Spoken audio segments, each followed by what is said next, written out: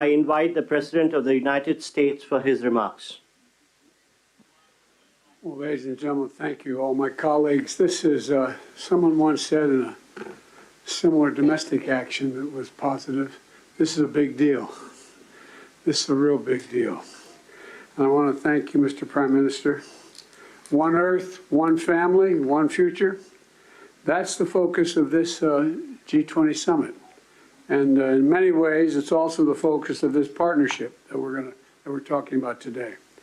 Building sustainable, resilient infrastructure, making quality infrastructure investments, and creating a better future. A future that presents greater opportunity, dignity, and prosperity for everyone.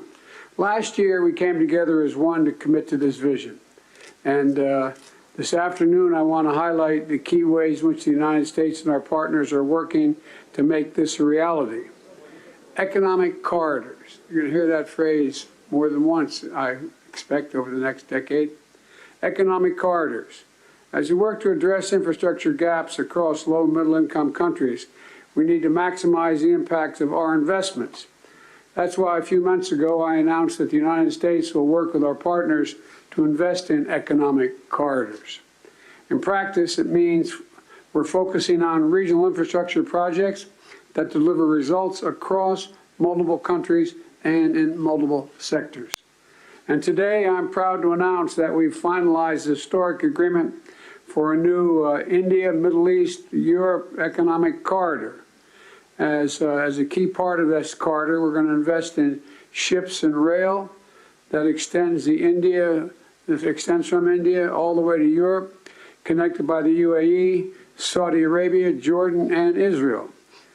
Bridging ports across 2 continents, unlocking endless opportunities, including making it far easier to trade, export clean energy, expand access to reliable, clean electricity, lay cables that will connect communities and secure a stable internet, contributing to a more stable, more prosperous, and integrated Middle East.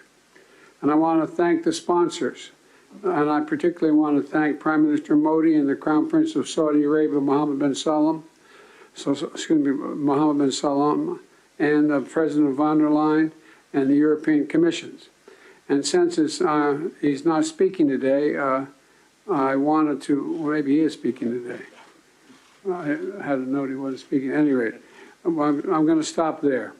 In the sub-Saharan Africa, we're working in a private-public partnership as well to invest in a trans-African corridor. That includes a new partner, the European Union. President von der Leyen, thank you for making this very possible. Together, as part of this corridor, we're going to invest in a new rail line that will extend from the western port in Angola to the DRC, to Zambia, and ultimately the Indian Ocean. It's a project that's about far from just laying tracks.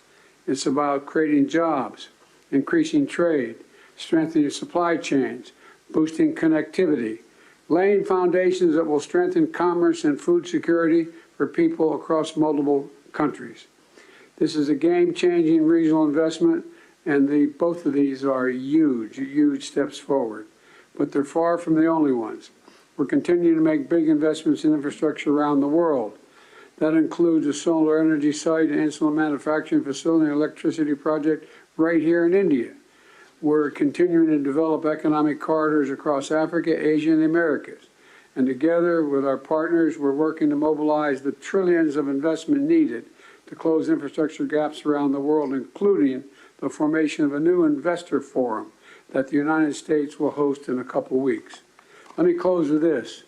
The world stands at an inflection point in history, a point where decisions we make today are going to affect the course of our future, all of our futures for decades to come. A point where our investments are more critical than ever. So together, let's continue to work as one to seize this moment in history and maximize our collective investments, to find new partners, to unlock new capital. Because when we invest in low and middle income countries, all countries benefit. When we invest in emerging economies, all economies benefit.